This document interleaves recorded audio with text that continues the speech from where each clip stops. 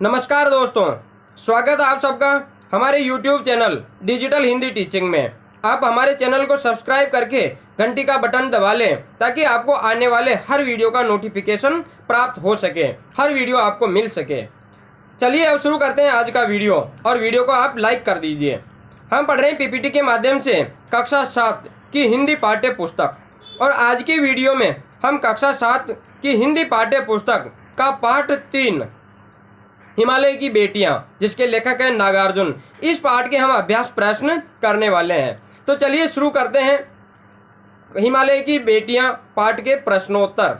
सबसे पहला प्रश्न है, नदियों को मां मानने की परंपरा हमारे यहाँ, हमारे भारत में काफी पुरानी है, लेकिन लेखक नागार्जुन ने उन्हें किन किन रूपों में देखा है, किन किन रूपों में लेखक देखते हैं। माँ के रूप में तो देखते ही हैं, सदियों से देखते आ रहे हैं, लेकिन लेखक ने कुछ और ही कुछ और रूपों में नदियों को देखा है। नदियों को माँ मानने की परंपरा भारतीय संस्कृति में अत्यंत पुरानी, यानी बहुत ही पुरानी है। नदियों को माँ का स्वरूप माना गया है। नदियां अपने जल से माँ के समान हमारा पालन पोषण करती है, हमारे खेतों को सींचती है, लेकिन लेखक नागार्जुन ने उन्हें बेटी, प्रेयसी, प्रेमिका और बहन के रूपों में भी देखा है, देखते हैं। सिंधु और ब्रह्मपुत्र की क्या विशेषता बताई गई है? सिंधु नदी और ब्रह्मपुत्र नदी की क्या विशेषता बताई गई है? इसका उत्तर है, सिंधु नदी और ब्रह्मपुत्र नदी हिमालय की दो ऐसी नदियां हैं जिन्हें ऐतिहासिकता यानी इतिहास के आधार पर, ऐतिहासिकता एवं महत्व के आधार पर, इतिहास के आधार पर और उन नदियों के महत्व के आधार पर पुल्लिंग रूप में नद भी कहा गया है। सिंधु नद और ब्रह्मपुत्र नद भी कहा गया। वैसे नदियां स्त्रीलिंग शब्द होती है, लेकिन नद पुल्लिंग शब्द है, तो इन्हें नद भी कहा जाता है। इन्हीं दो नदियों में सारी नदियों का संगम भी होता है। सारी नदियां इन्हीं दो नदियों में आगे चलकर मिलती है। प्राकृतिक और भौगोलिक दृष्टि से भी इनकी महत्ता है, इनका महत्व है। प्राकृतिक दृष्टि और भौगोलिक दृष्टि से भी इन दोनों नदियों का बहुत ज्यादा महत्व है। कहा जाता है कि ये दो ऐसी नदियां हैं जो दयालु हिमालय के पिघले हुए दिल की एक एक बूंद से निर्मित हुई है। जो बर्फ की पिघल रही है ना, बर्फ, उसकी एक एक बूंद से, बर्फ की एक एक बूंद से इन दोनों नदियों का निर्माण हुआ है। इनका रूप विशाल और बहुत विराट है, बहुत ही बड़ा है, बहुत विशाल है, सबसे बड़ी नदियां हैं। इनका रूप इतना लुभावना है कि सौभाग्यशाली समुद्र भी पर्वतराज हिमालय की इन दो नदी रूपी बेटियों का हाथ थामने पर गर्व महसूस करता है। पर हिमालय की जो बेटियां हैं, इन दोनों बेटियों का हाथ थामकर समुद्र भी गर्व महसूस करता है कि मुझे ऐसी पत्नियां, ऐसी नदियां मुझे मिली है। काका कालेलकर ने नदियों को लोक माता क्यों कहा है? काका कालेलकर जो हुए हैं, उन्होंने नदियों को लोक माता कहा, लेकिन लोक माता क्यों कहा? नदियां युगों युगों से मानव जीवन के लिए कल्याणकारी रही है, कल्याण करने वाली रही है, मानव का भला करने वाली रही है। ये युगों से एक माँ की तरह हमारा भरण पोषण करती है। इनका जल भूमि की उर्वरा शक्ति को बढ़ाने में बहुत ही विशेष भूमिका निभाता है। नदियों का जल क्या करता है? भूमि की उर्वरा शक्ति बढ़ाता है, भूमि के उपजाऊपन को बढ़ाता है। इसलिए नदियां माँ के समान पूजनीय, पवित्र और कल्याणकारी है। जिस प्रकार माँ के दूध से हमारा पोषण होता है, उसी प्रकार नदियों के जल से भी हमारा पोषण होता है। मानव नदी को दूषित करने में कोई कसर नहीं छोड़ता, परंतु इसके बावजूद भी अपार दुख, गंदगी और अवहेलना सहकर भी हमारा कल्याण उसी प्रकार करती है जैसे अपने नालायक पुत्र का कल्याण माँ चाहती है। तो हम इन नदियों के नालायक पुत्र हो गए, क्योंकि हम हर प्रकार की गंदगी, हमारे कारखानों की गंदगी इन नदियों में जा रही है, और फिर भी ये नदियां तो हमारा क्या कर रही है? भलाई कर रही है, हमें जल प्रदान कर रही है, हमारे खेतों को जल प्रदान कर रही है, पीने का जल प्रदान कर रही है, सिंचाई का जल प्रदान कर रही है। तो जिस प्रकार नालायक पुत्र का भी माँ कल्याण चाहती है, चाहे पुत्र कुपुत्र हो जाए, लेकिन माँ कुमाता नहीं होती। तो माता तो अपने कुपुत्र का भी, नालायक पुत्र का भी कल्याण ही चाहती है। उसी प्रकार ये नदियां भी माँ के समान है, हम जैसे कुपुत्रों का ये भला ही करती है। अतः काका कालेलकर ने नदियों को माँ के समान विशेषताओं से भरपूर होने के कारण, माँ के समान विशेषताओं से युक्त होने के कारण उन्हें लोक माता का दर्जा दिया है। हिमालय की यात्रा में लेखक ने किन किन की प्रशंसा की है? ये जो हिमालय की लेखक ने यात्रा की, इस यात्रा के दौरान लेखक को क्या क्या चीज अच्छी लगी और उनकी प्रशंसा की है। हिमालय की यात्रा में, ये जो पाठ है हिमालय की यात्रा, इस पाठ में लेखक ने हिमालय की अनुपम छटा की, हिमालय की ऐसी छटा, ऐसा दृश्य जिसकी कोई उपमा नहीं है। नदियों की अटखेलियों की, नदियां यहाँ से छोटी छोटी धाराओं के रूप में यहाँ से खेलती हुई जा रही है। बर्फ से ढकी पहाड़ियों की, पेड़ पौधों से भरी घाटियों की, देवदार, चीड़, सरों, चिनार, सफेदा और केल से भरे जंगलों की खूब प्रशंसा की है, बहुत ही प्रशंसा की है। देखिए पांचवा प्रश्न, ये लेख, ये पाठ 1947 में लिखा गया था। ये जो पाठ है हिमालय की बेटियां, ये कब लिखा गया? 1947 में, आजादी के समय लिखा गया था। तब से हिमालय से निकलने वाली नदियों में क्या क्या बदलाव आए हैं? नदियों में बहुत बदलाव आ गया। 1947 में नदियों का रूप कुछ और था और आज के समय में नदियों का रूप बहुत बदल चुका है। हिमालय से निकलने वाली नदियां अब अपनी पवित्रता और मूल रूप को प्रदूषण के कारण खो चुकी है। इतना प्रदूषण हो गया कि नदियां 1947 में थी, अब वैसी नहीं रही। मैदानी क्षेत्रों में आते आते शहरों की गंदगी, कारखानों की गंदगी, कारखानों का केमिकल, कारखानों का अपशिष्ट पदार्थ इस हद तक इन नदियों में मिल जाता है, ये गंदगी इन नदियों में मिल जाती है कि स्वच्छता का नामो निशान ही मिट जाता है। ये नदियां बहुत ही ज्यादा गंदी हो जाती है। गंगा नदी भी बहुत ज्यादा गंदी हो चुकी है और यमुना नदी भी बहुत ही ज्यादा गंदी हो चुकी है। इनमें कीचड़ बहकर आता है, थैलियां बहकर आती है। ये दोनों ही नदियां इस प्रदूषण का ज्वलंत उदाहरण है। अभी जाकर अगर आप देखें तो ये दोनों ही नदियां बहुत ही ज्यादा गंदी मिलेगी। अपने संस्कृत शिक्षक से पूछे कि कालिदास ने हिमालय को देवात्मा क्यों कहा है।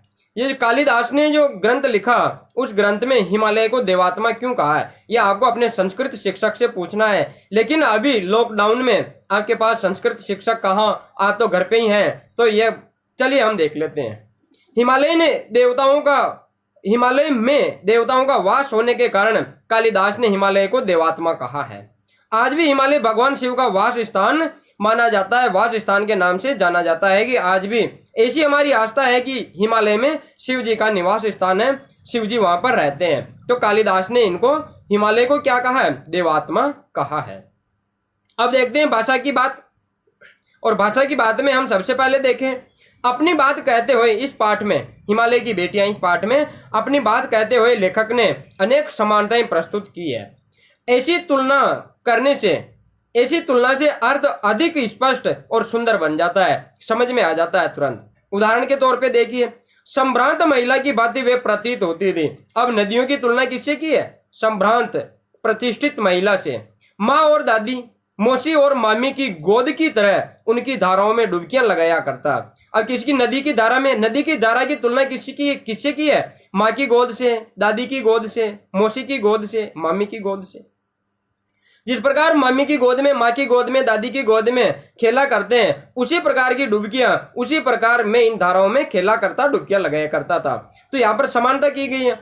अन्य पाठों में भी, इस पुस्तक के अन्य पाठ, इस पाठ में से नहीं, इस पाठ में से आए हैं वो तो लिखने ही है, और दूसरे पाठों में से भी ऐसे तुलनात्मक प्रयोग निकालकर कक्षा में आपको सुनाने हैं। तो कक्षा में तो आप है नहीं, घर पे हैं, तो घर पे अपने परिवार के लोगों को आप सुनाएंगे और उन सुंदर प्रयोगों को आप कॉपी में भी लिखेंगे।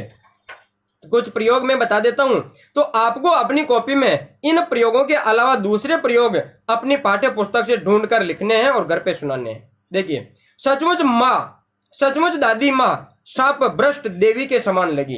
अब दादी माँ, जो हमने पाठ उसमें पढ़ा था दादी माँ में, कि कैसे वो कंगन निकालकर अब उनको देती है, तो उन्हें कैसा लगता है कि ये माँ तो वास्तव में कैसी है? दादी माँ शाप भ्रष्ट देवी के समान है। जिस प्रकार देवी के आशीर्वाद से श्राप दूर हो जाते हैं, सब संकट दूर हो जाते हैं, उसी प्रकार यहाँ दादी माँ ने मेरे सारे संकट दूर कर दिए।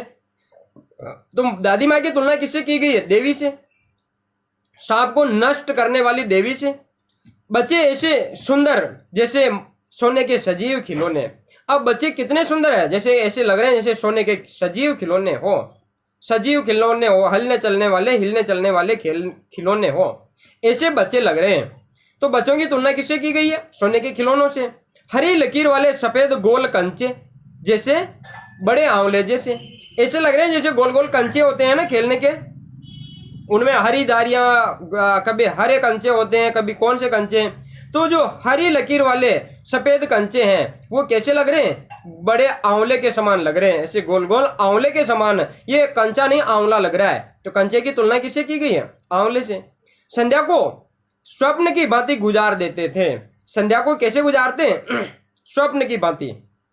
संध्या का जो समय होता है उसे स्वप्न की भांति, वो जो समय गुजर रहा है संध्या का समय, उसकी तुलना किसे की गई है? सपने से की गई है, स्वप्न से की गई है। जिस प्रकार स्वप्न बीत जाता है, निकल जाता है, उसी प्रकार संध्या का समय गुजार देते हैं। तो इनकी तुलना इस प्रकार की है।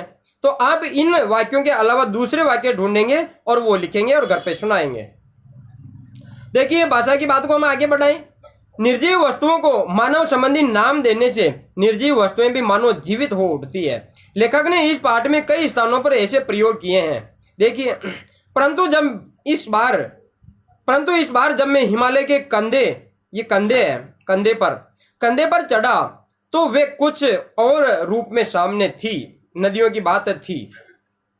देखिए, अब कंधा तो मानव का होता है, हिमालय पर्वत का थोड़ी होता है। लेकिन यहाँ पर हिमालय पर्वत को मानव का रूप दे दिया गया। हिमालय मानव है और हम उसके कंधे पे चढ़ गए हैं। तो ऐसा लगता है जैसे हिमालय स्वयं ही मानव है, ऐसा जीवित हो उठा हमारे समक्ष। काका कालेलकर ने नदियों को लोक माता कहा। अब नदियां तो नदियां होती, माता कैसे होगी, स्त्री कैसे होगी? लेकिन काका कालेलकर ने नदियों को लोक माता का रूप दे दिया। तो ऐसा लग रहा है जैसे कि वो स्त्री रूप में माता है, कोई देवी है। पाठ में से ऐसे अन्य उदाहरण आपको ढूंढकर लिखने हैं हमारे पाठ में से, जिसमें निर्जीव वस्तुओं को क्या किया गया है? महिला का रूप दिया गया है।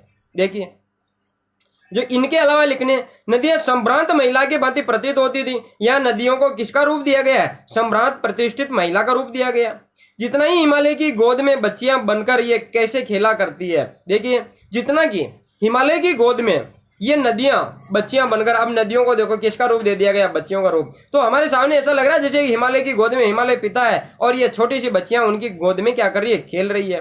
हिमालय को ससुर और समुद्र को दामाद कहने में मुझे कुछ झिझक नहीं होती।